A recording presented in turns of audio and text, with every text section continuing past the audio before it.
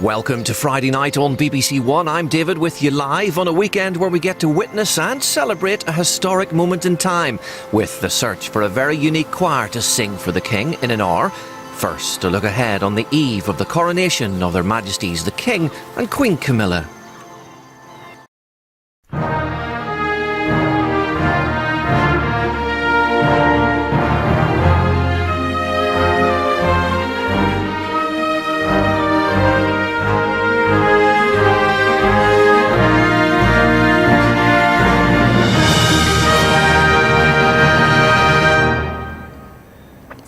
Hello and welcome to London on what has turned into a lovely spring evening.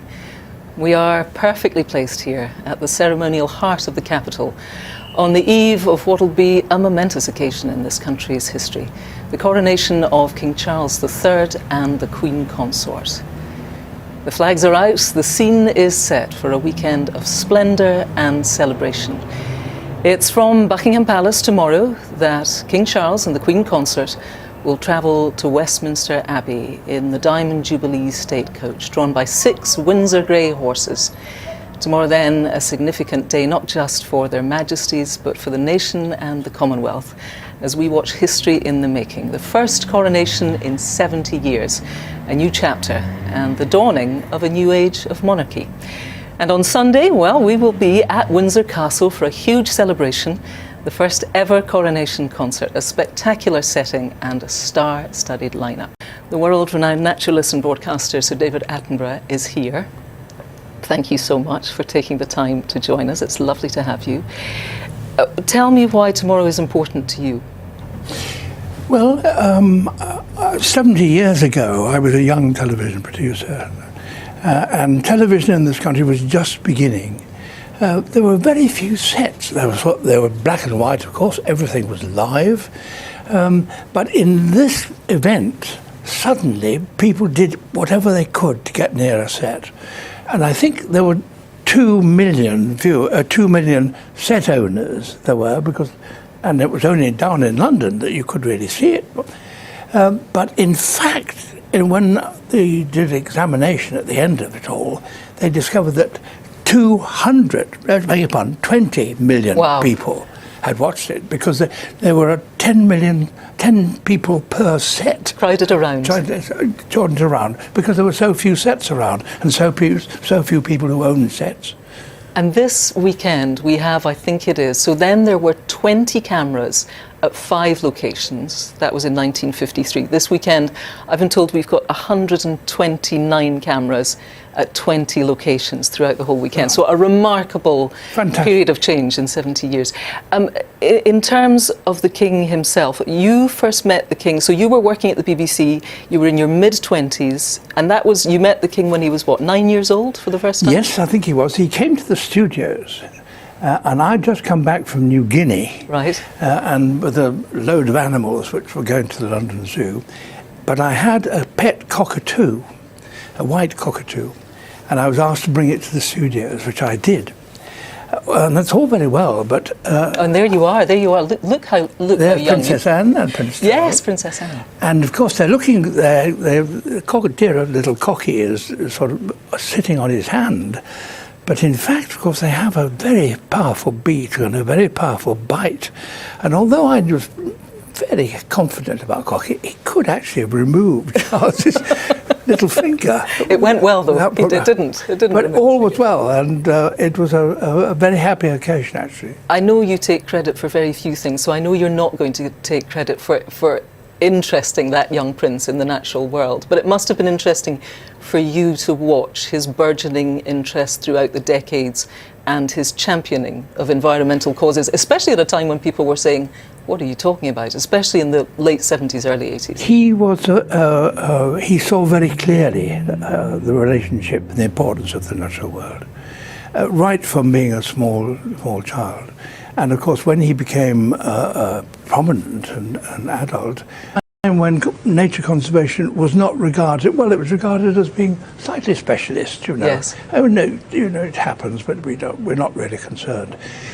But he realised what it was about, And he was mocked, actually. I mean, because he said trees are so important. I feel like talking to trees. Yes. And people said, ha ha ha. And the ridiculing headlines were, Yeah. the Prince talks to trees. Yeah. But in fact, of course, he was absolutely right. And the world has come to see the world as he saw it. It's interesting at this moment of change then, to be a campaigning prince was one thing, and to talk about the things he was passionate about. The constitutional parameters change when you are the monarch. Do you think he'll be able to say less about the environment, to be less active on that front? Yes, I sincerely hope so, and believe he will, because the fact is that maybe 20, 30 years ago, it really was sort of oddball. Yeah. To a lot of people. But now everybody realizes that the future of humanity is dependent upon a healthy natural world.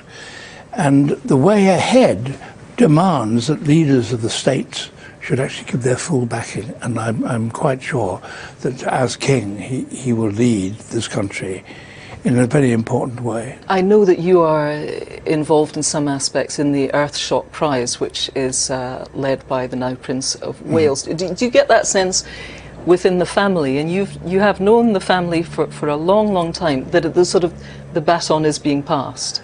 Very much so. I mean, of course, Prince Philip was very, very vigorous in ordering conservation, and I'm quite sure that King Charles will be the same. Quite sure.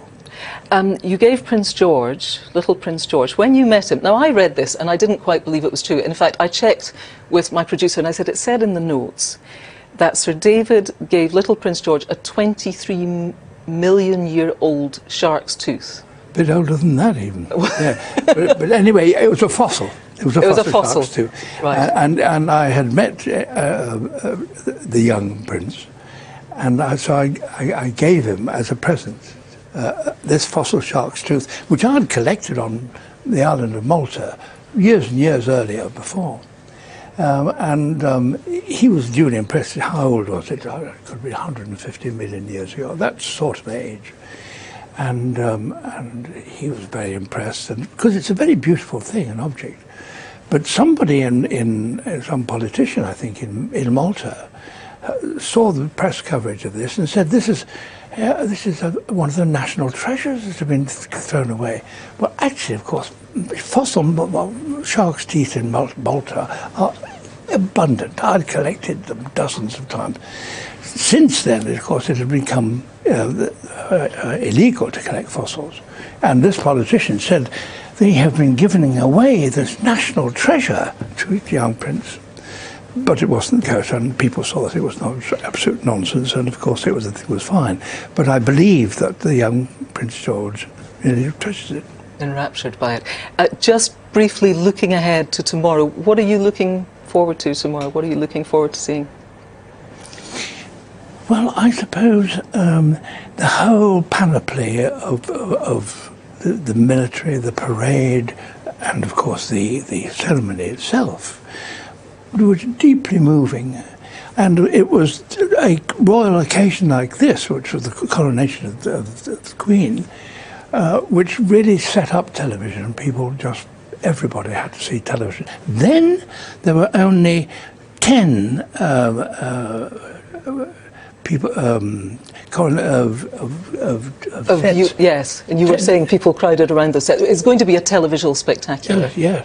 We hope you'll enjoy our coverage. We hope you'll enjoy the ceremony. It is a delight to have you here. And may I say happy birthday for Monday, because it's your birthday on Monday. Thank you very much. Okay, thank you so much for joining us this evening.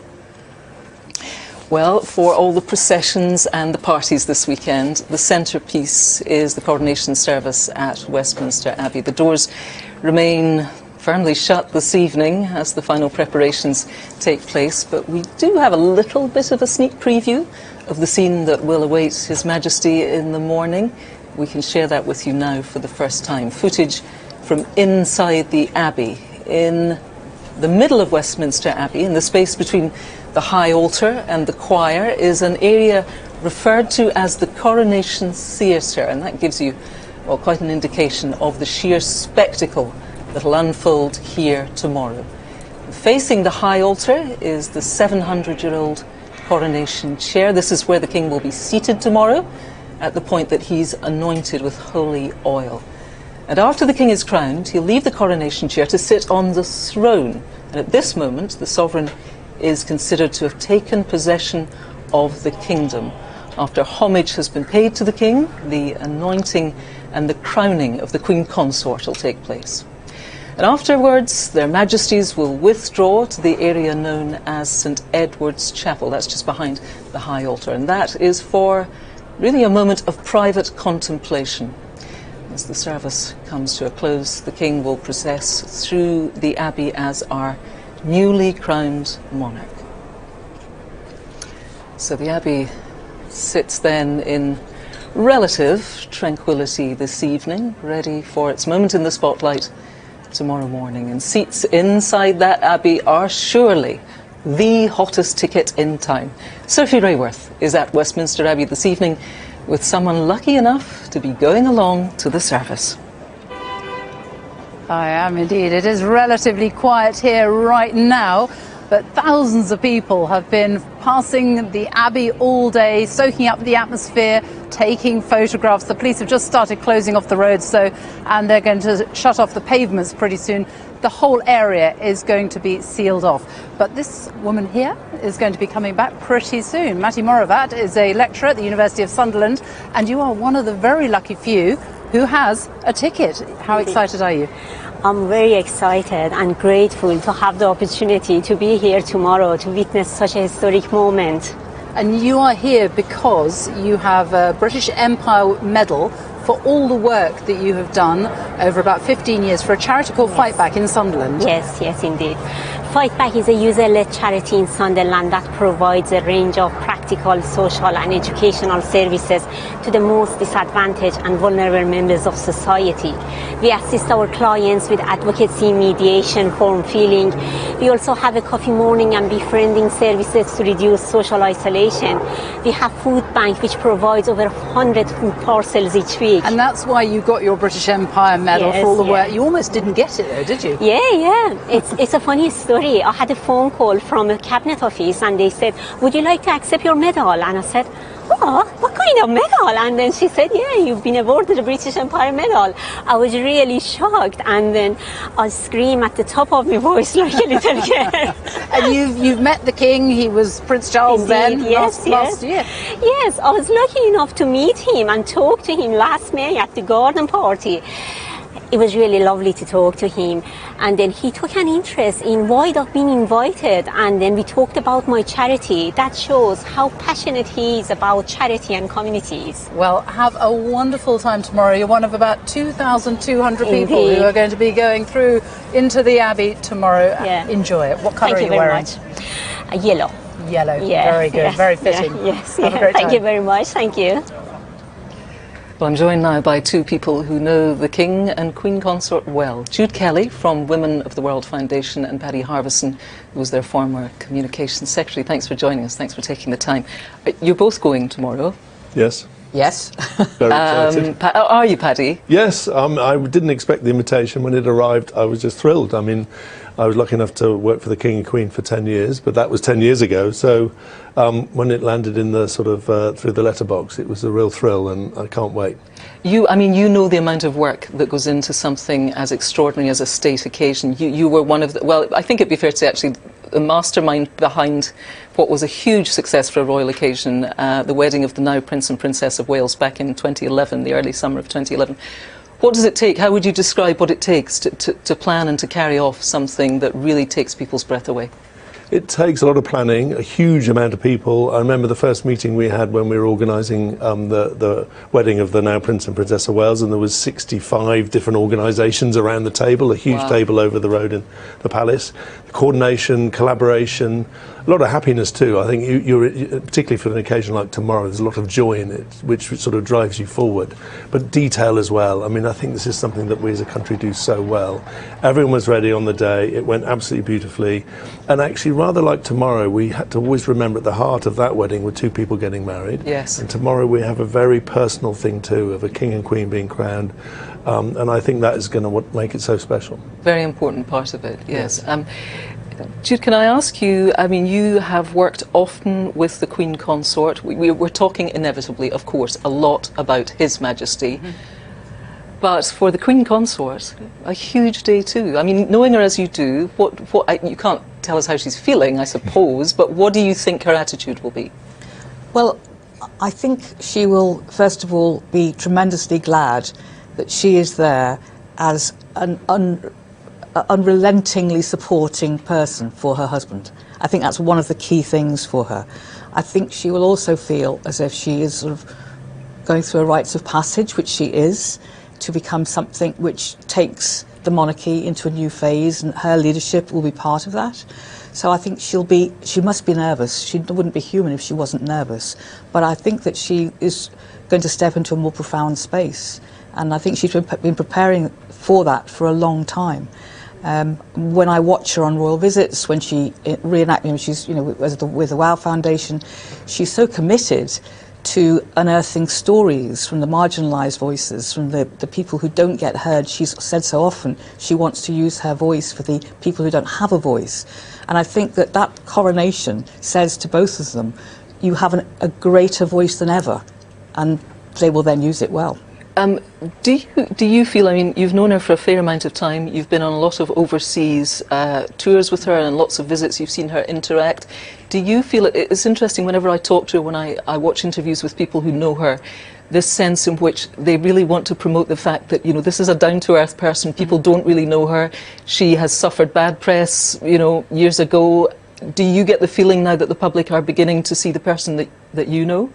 I think so. I mean, it's interesting looking at the pictures of the two of them, photographs all around the shops. I was just saying to Paddy, actually, in the green room, that it's almost like a honeymoon moment for the two of them. I mean, they do love each other. It's very clear, and people want people to love each other. We need love. Yes. And so I think, yes, she's very down to earth, but she's also very emotional. She's very intuitive, she's sophisticated, she's very funny, and I think the public will now want to get to know her.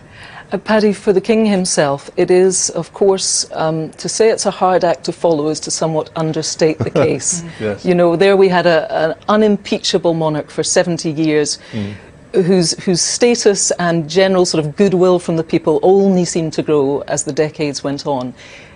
How difficult is it for the King to carve out his space and to say, this is who I am and this is how I'm going to do it? I don't think it'll be as much of a challenge as some people think, and we've seen already, he's obviously been king for 6 months now. He brings his own touch to it, his own personality to it, slightly more informal than his mother, but still able to do all the sort of important constitutional roles exactly as required. He's the best prepared monarch we'll ever have. He knows his country, his people, his planet better than anyone who's ever fulfilled that role. So I think he's absolutely, I think we have the king we need at this stage, and the Queen, and I think I'm very excited.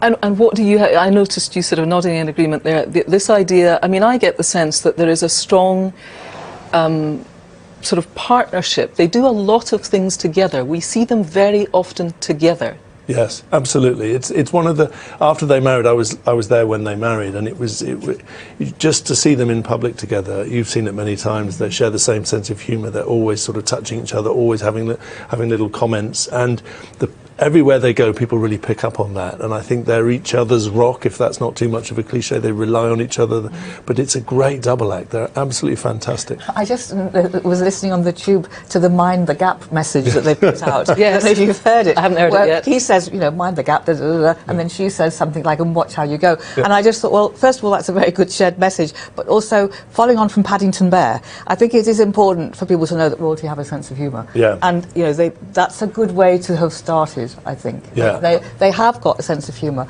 and we can have lots of pomp and ceremony, we can have lots of things that we're serious about, but the country's famous for jokes as well, so that's good.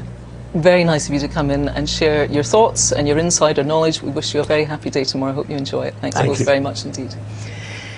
Well, a Friday night in London is usually pretty lively, but I have to tell you, this evening there really is a unique sense of anticipation, a sort of fizz in the air. A city that's so often been the stage to grand moments of ceremony seems to be girding its loins in preparation for a biggie, and events start early. Let me take you through the timetable for tomorrow. At 7:30 a.m, The doors to Westminster Abbey open, and not long after, we expect the first guests to begin to arrive. Just after 9, the military streetliners, they do what they say on the tin while they take their place on the ceremonial route to and from the palace.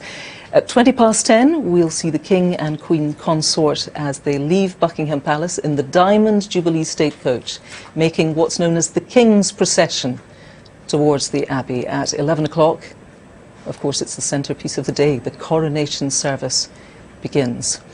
At 1 p.m, the King and Queen, newly crowned, will leave the Abbey in the famous gold state coach, accompanied by a huge military display and carriages carrying other members of the royal family for the coronation procession. At around about 2:30, their Majesties are expected on the balcony of Buckingham Palace to greet the crowds and to watch a grand military flypast in honour of the King and Queen's special day. And it is worth letting you know that the coronation here on the BBC is our most accessible live event ever. It's on iPlayer in ultra-high definition. You can watch with subtitles, and there's a signed version for the deaf and the hard of hearing. There's also the opportunity for full commentary for the blind and partially sighted, or for those of you who prefer no commentary at all, that is also an option. Just go to the iPlayer tomorrow and make your choice. You will hear the word history and historical a lot this weekend. There is good reason for that. The coronation of a monarch is not just rare, it has a ceremonial lineage stretching back more than 1,000 years. For anyone involved, that means being part of a very special tradition. We have spoken to 3 musicians whose roles in tomorrow's service at Westminster Abbey will truly be a once-in-a-lifetime experience.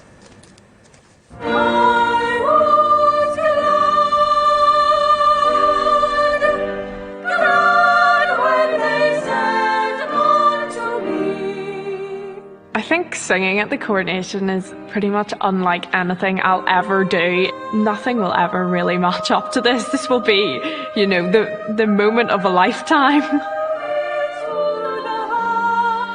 Traditionally, choirs at coronations have always been male. We're actually the first ever female choristers to be singing at any coronation. It's crazy. We're definitely making history. I'm going to be singing as part of the service, a solo with the choir. I'm going to be doing my best to fill the Abbey with my voice. It's going to be a chance for me to add my own single personal voice to this overwhelming occasion. It's really exciting.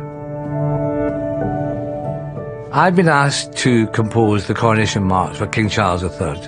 Well, it's a great privilege and an honour, and I was rather shocked to receive the call from the palace.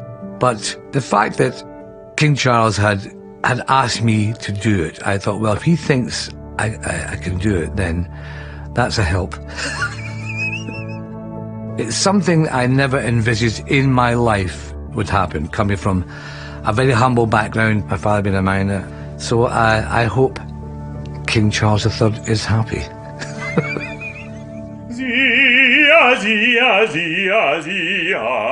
My mother is from Jamaica. My father is English, but of Welsh stock, hence the name Williams. So there's a great mix of Caribbean and Celtic heritage in there.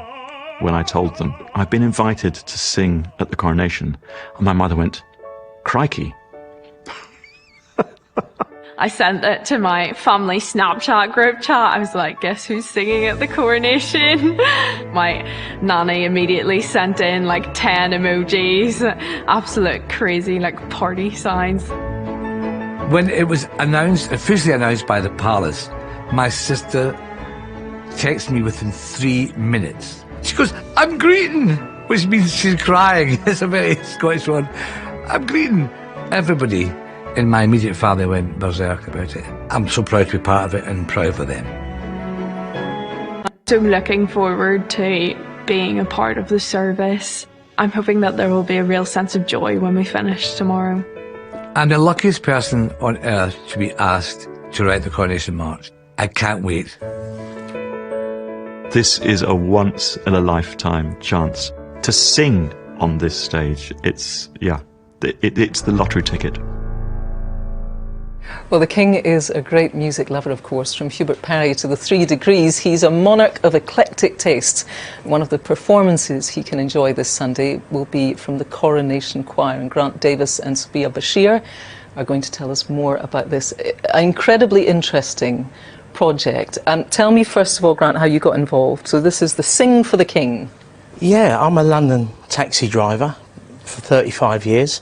And we've got a collective of cab drivers who have come together to sing for the King at Windsor on Sunday with everyone else. But it's just great for the cab trade. I cannot begin to tell you the love and respect the cab trade have for the royal family.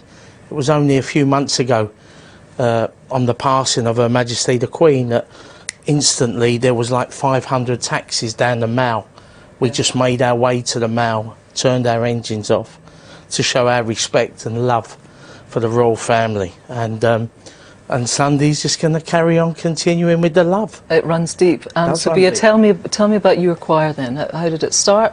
Give me an idea of what it's like. We are 6 in our choir. We are South Asian women. I think we are Yorkshire's only South Asian women's choir. Okay. We came together about a year ago. And we've really only been singing together properly, I would say, for the last 6 months or so. So we're very new. And what was the point in doing it? Why did you want to start it? It was really a way of us kind of delving into our South Asian heritage through song. We all love to sing. And generally speaking, South Asian women don't form choirs and do this kind of thing, I suppose. Okay. So we've kind of got to a point in our lives where we think, you know what, throw caution to the wind and just do what we love and have fun. Okay. And so where do you perform? What sort of things do you take part in? Does it tend to be within the British South Asian community, or do you go out further? Further, really. We've been doing quite a lot with various different organisations throughout West Yorkshire. We've been part of the Bradford Literature Festival as well last year. We just tend to sort of sing the songs that we sing, Punjabi folk songs, Bollywood songs, to anyone that wants to listen, really. And so, Grant, how did your choir get chosen for? I mean, let's talk about prestige. It's the first time there's ever been a coronation concert. It's the first time that Windsor has ever been open to the public for a concert like this. It's a very, very big gig. Massive gig. How did you land it?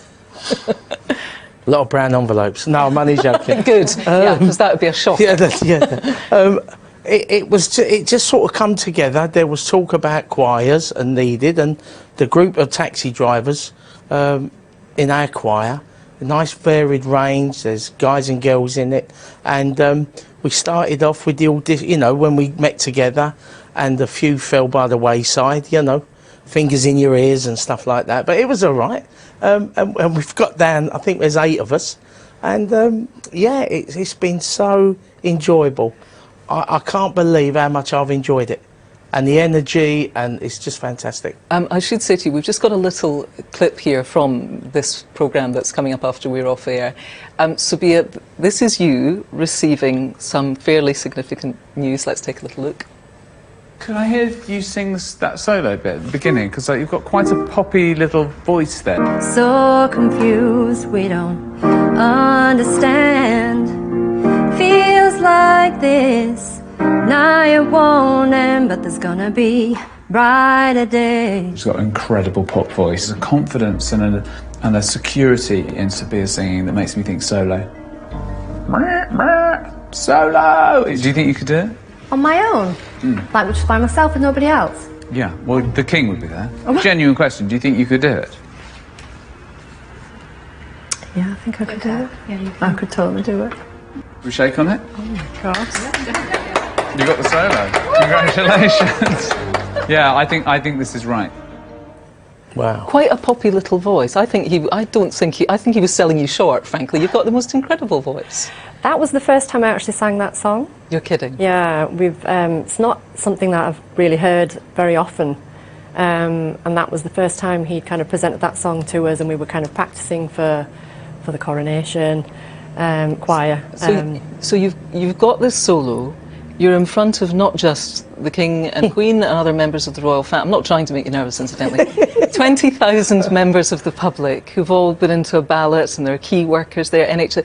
This is an incredible setting. What's your state of mind right now? You seem as cool as a cucumber. Show me the exit. Oh, really? Okay. It's nerve-wracking. Yeah, I bet. I'm trying not to think about the 20,000 people, let alone everybody that's going to be watching at home. Yeah, don't think about that. You don't want to think about that. Trying not to focus on any of that, otherwise I'll never make it on that stage. Okay, and I guess probably, Grant, being surrounded, so you're with people you know very well, but being part of this much bigger choir as well sort of probably helps push you forward. It's great. Is that fair? Yeah, it's almost like all the support and you're hearing the voices and it's like one big team, really. You know what I mean? What is that sensation like when you all sing together? Wow, it's a bit surreal actually, because when you just sing in your own group, 6 of you, you know, or 8 or whatever, but once you start adding on, and the rehearsals when it was all of everyone, it does. Your hairs go up on the back of your neck, to be honest. It's going to be some event, I tell you. I think it is. It's so nice to talk to you, and you don't need luck. I'm sure it's going to be sensational, but all the luck in the world. Thank you. Thank you very much. Well, you can watch Sing for the King, The Search for the Coronation Choir, straight after this programme here on BBC One. A significant element of the spectacle tomorrow will be the biggest military parade that our nation has seen in 70 years. Earlier today, JJ Chalmers met with some of the people and the horses who will be taking part.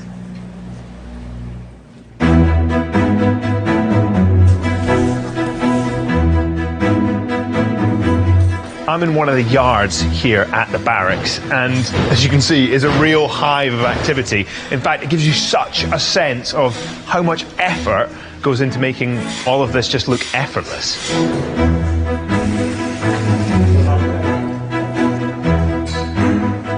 Oh, hello. Who's this? This is Quasimodo, one of the biggest horses we've got in the cavalry. How's he feeling about it? Quasimodo, he's a really well-natured horse. You know, he doesn't spook easily. He's just a big, calm giant, I would say. How are you feeling about it? I'm feeling really good. I'm really excited because it's probably the biggest thing I'll be involved in. Yeah. I've been in the troops about 7 months now. 7 months? Yeah, 7 months. And the coronation falls in that time? Exactly. That is quite wild, isn't it? Yeah, it's brilliant. Can't wait to see you and Quasimodo here out on parade. Thank you very much. We're looking out for you. I'm responsible for the training of both the horses and the soldiers in the Blues and Roll Squadron. We need to get the horses used to the sights and sounds of the route of the procession, so flags, crowds, all the sorts of things we think we could come up against along the processional route. It's the volume, it's the size and scale of this. Everything, JJ, yeah, everything. To be part of the King's Coronation itself is a great experience, but to have the opportunity to help and plan some of it's fantastic, once in a lifetime experience. Sir, as the adjutant, you've got a lot to look after. Discipline, precision, this is on another level, isn't it? Absolutely. The attention to detail that's going into the kit, the horses, is still very much at the forefront of what we're doing. Most senior non-commissioned officer here, the buck stops with you on this one. How does that make you feel? It's nearly overwhelming. 20 years I've been doing this since I was 16 years old. All of that is built up to this moment, and we want to give everything we can to set the King off on this new journey. You're very busy, so I'll let you get on with it, but best of luck for the big day. Go well, all of you. Thank you very much. Thank you. It's going to be worth watching. Well, let's chat to 2 more people who know the King well and our guests at the Abbey tomorrow. Lord Chartres, the former Bishop of London, and Elizabeth Buchanan, a former private secretary to the King. Thank you both for coming to our magnificent studio outside the palace. Lord Chartres, if I can come to you first of all, you really have known, well, now our King, Prince Charles as he was, for a very, very long time. What about, is it 40 years? I think 55. Oh, good grief. All right, 55 years. We were at college together. Right. But since then I've been a royal servant, really. So I was for 25 years the Dean of the Chapel Royal. And, yes. At the centre of tomorrow then, I mean, obviously we saw the magnificence of the horses there and the military. We're going to see this superb parade. We're going to see lots of spectators already camping out. You know, it's all, there's a great amount that surrounds it. But at the very heart of tomorrow is a religious service with a king and his queen. And he is taking a very important oath. What is the nub of that? What is it about? Well, I think it's, I was in the rehearsal yesterday, so it's very fresh in the mind. The king's being anointed, but not to rule, but to serve. Right. That's a really important theme that goes right the way through the service, and of course to have a head of state who's saying, I'm here to serve, is very significant. But also it's an ancient ceremony. There are some very ancient aspects of it, some extraordinary little details which I love. I mean, the Duke of Wellington, for instance, is wearing the robe that his ancestor, the first Duke, wore at the coronation in 1820. Good grief. It's seen a bit of wear since then, but as well as being ancient, it's very fresh. The last coronation in 1953 was an imperial coronation. This one is ancient ceremonies interpreted freshly for our contemporary world. And so that's a really fascinating aspect of the ceremony tomorrow. And you've a lot of the time actually been almost alongside Prince Charles, as he then was, the king as he now is, in his spiritual development. He's not somebody who's afraid of that. I mean, I've seen him on, on camera and documentaries I've watched talking about daily prayer and meditation, and he meets that head on in terms of letting people understand that it is part of him. And in a world where most people do not pray and do not meditate, strikes me as quite a brave thing to do, to talk about that. I think that's right, but I think he draws attention to things that are not quite so foreign to most of our lives. I mean, one of the things about the coronation is that at a time when people, quite rightly, want the freedom to choose, the coronation is all about being called from beyond oneself. I mean, as we're called to look after elderly relatives or children, it's a calling, and I think that the king takes that aspect of it extraordinarily seriously, and the heart of it all will be the anointing behind the screen. Elizabeth Buchanan, you worked alongside him, you worked for him. In everything I read and hear, people talk about his terrific work rate, and he gives the impression of somebody who not only works very hard but takes things very seriously. Is that fair? Is that a fair summation? Without a shadow of a doubt, he's the hardest working man I've ever worked for. I worked for Lady Thatcher for a while, right, and 2 cabinet ministers, okay. And he pretty much outdid all of them. It would start very early in the morning, and it would finish. He'd almost end the day falling asleep at his desk, because it would just be relentless all day long. And all he was trying to do, and this is the really critical thing, in everything he did, it was about trying to help other people. None of this was about getting elected, getting promoted, making money. All he was trying to do was make things better for people, for everybody in this country, and beyond these shores. There's a very interesting debate that has sort of caught fire today, I have to say, Lord Chartres, which is to do with this idea of the people giving their allegiance and swearing their allegiance to the king. What do you make of it? What do you think of it? Is it a good idea? Is it a bad idea? Well, essentially, a coronation is supposed to be something which establishes the values that we share as a community. I mean, that's one of the things about monarchy.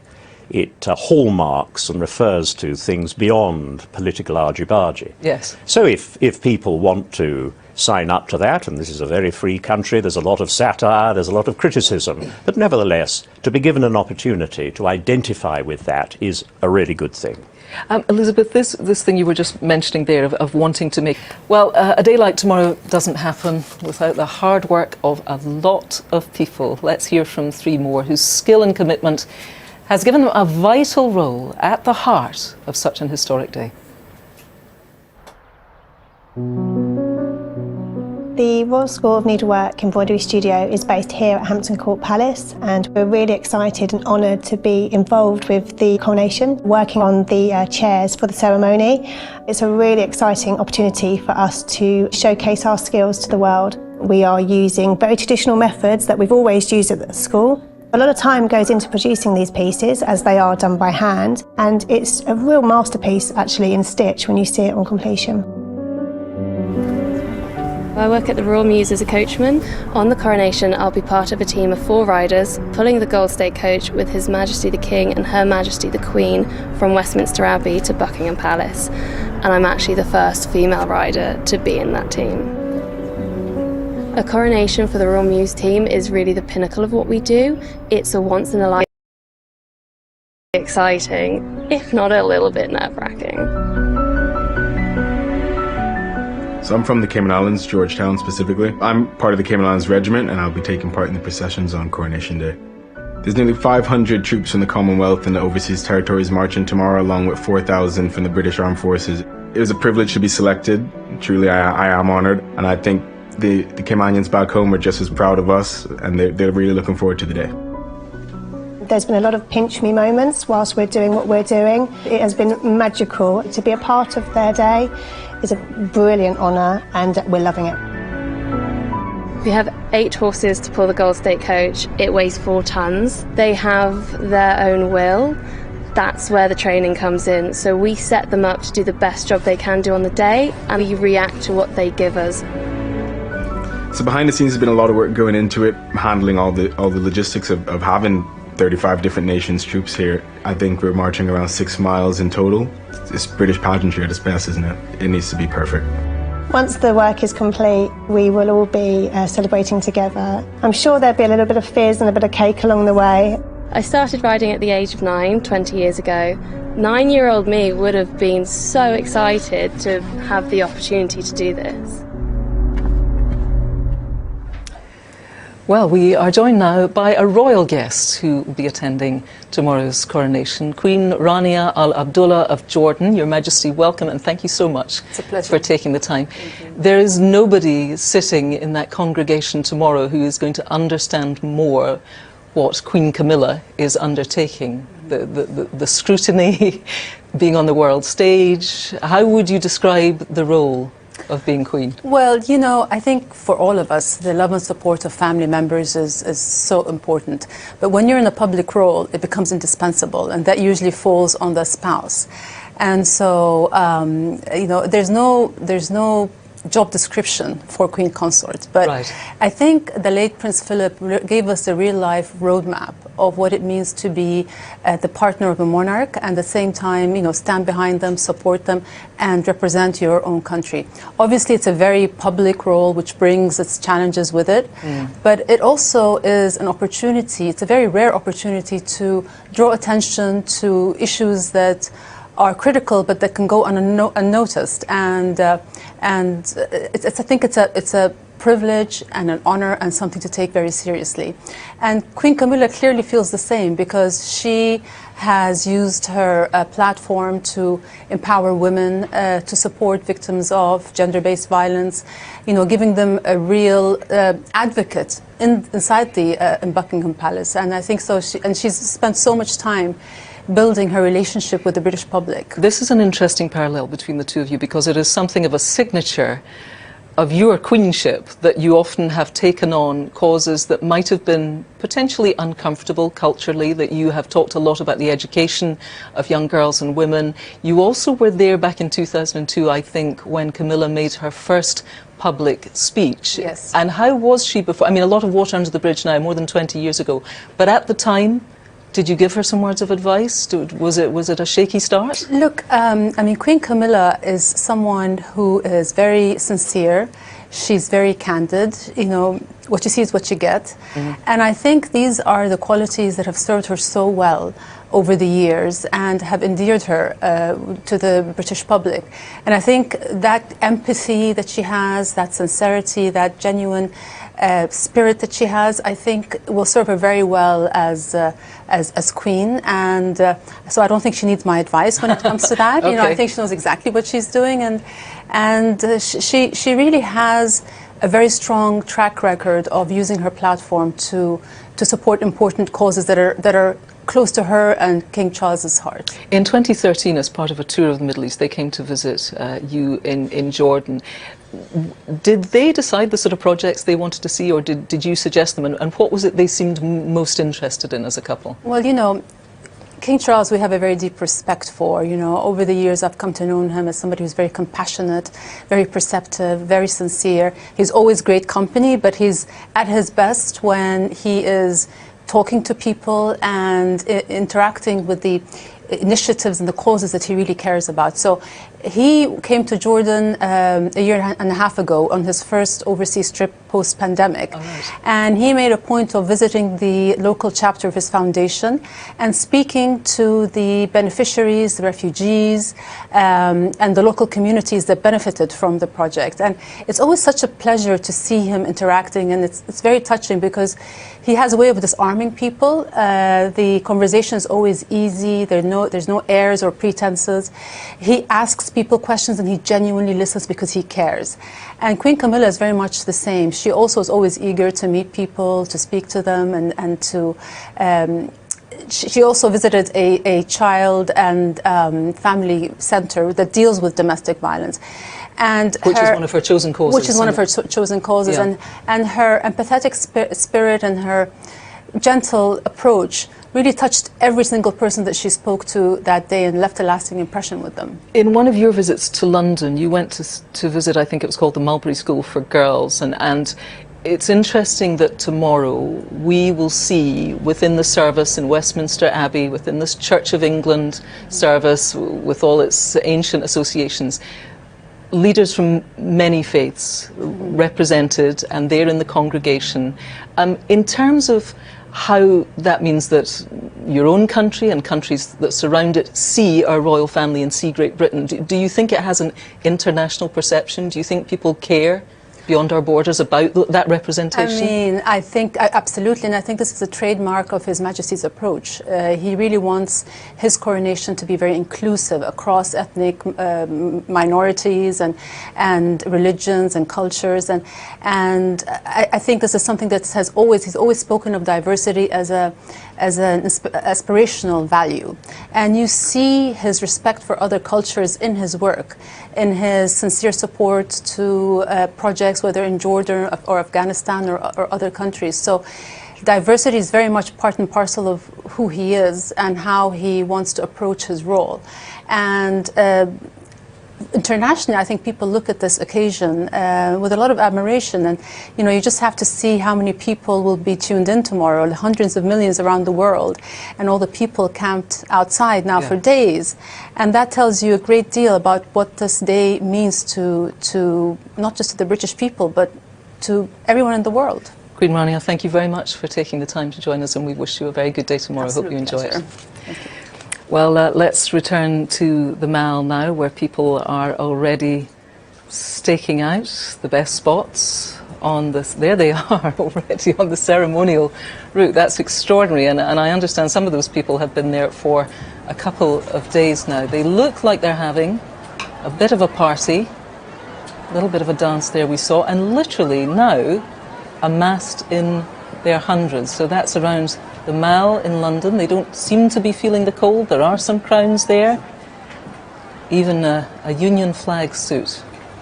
How remarkable. And of course, as Queen Rania was saying there, huge interest from all around the world.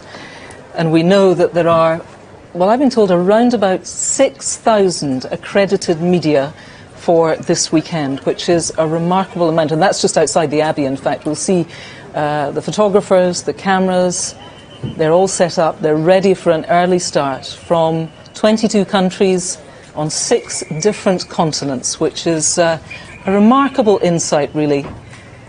And there we are, that's Admiralty Arch. That sits, if you're not familiar with London, that sits directly opposite, at the other end of the Mall, directly opposite Buckingham Palace. Happy and glorious, it says, and that's certainly the way London feels this evening. And there, of course, fluttering in the spring breeze is the Royal Standard.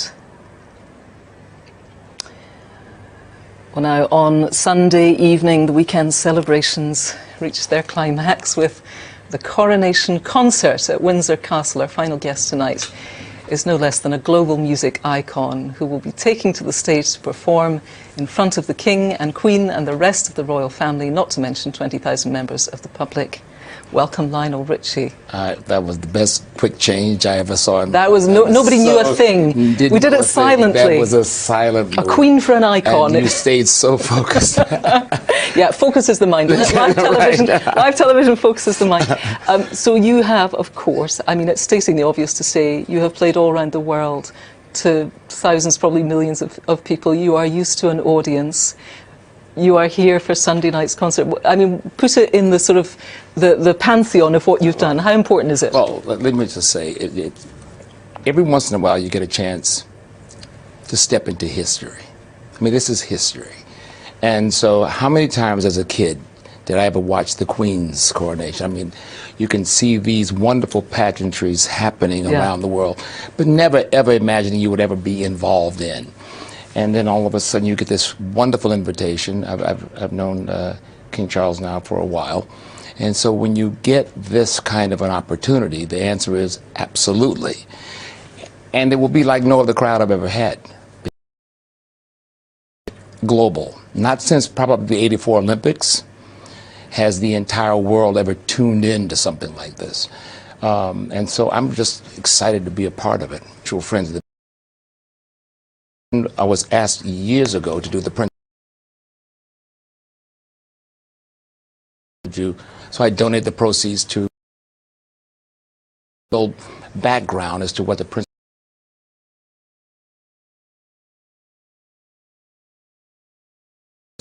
of giving back. I'll tell you something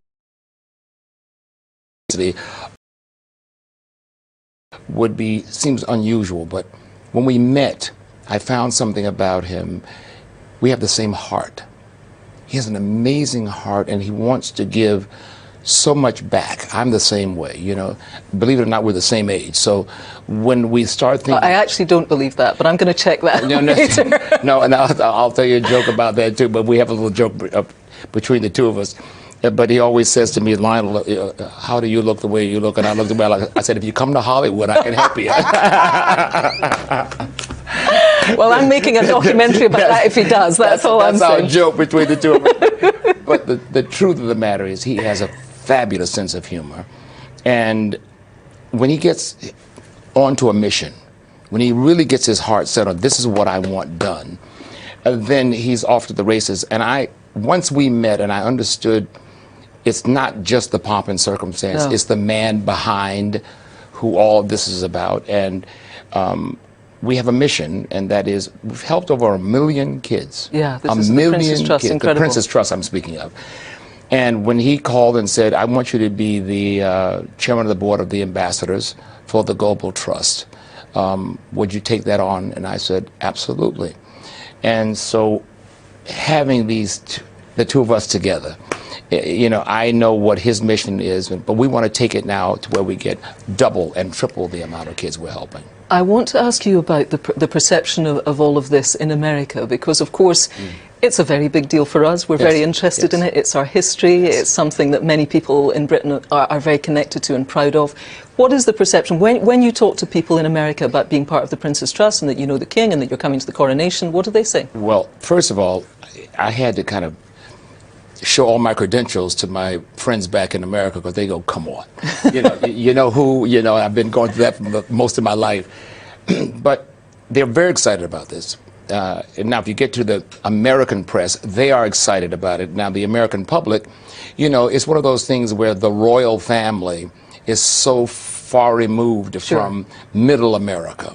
But overall, the response of this changing of the guards, if you will, from the Queen's era to Prince Charles's era, and I keep trying to tell them that even just having, I was listening to the interview you just did with Her Majesty, and he is going to make a change. There's going to be a definite change in the way things are done with the royal family. He's going to be engaged. Right. And I'm loving the fact that in America, just by having me involved, I will tell you right now, we're going to keep no secrets at this point. Because I told him, if I'm going to be the mouthpiece, hang on to your seat. because we, there's a certain amount of reserve that the royal family will deal with. Well, I'm from the other side of this coin. I believe that they need to know about him and His Majesty, and they need to know about what his missions are about and his interest. And so if he will allow me, I will now spread the word. I think he'll be delighted. Well, we are looking forward enormously, everybody here, to your sounds. And it's everybody's set, but especially to your set. So thank you very much for taking the time to talk to us this evening. Wouldn't miss it. Real pleasure Would to not meet miss you. it. Thank It's you a very much, Lionel true Richie. pleasure. I hope then that has given you just a flavour of what is in store over the next 48 hours. Tradition and pageantry for sure, military bands, golden coaches, Union flags, magnificent music and a deep connection to rituals that date back over 1,000 years. But along with it, it seems, as we were hearing, the King is determined to be at the centre of a coronation that reflects the nation that he has come to know and understand so well in his decades of apprenticeship.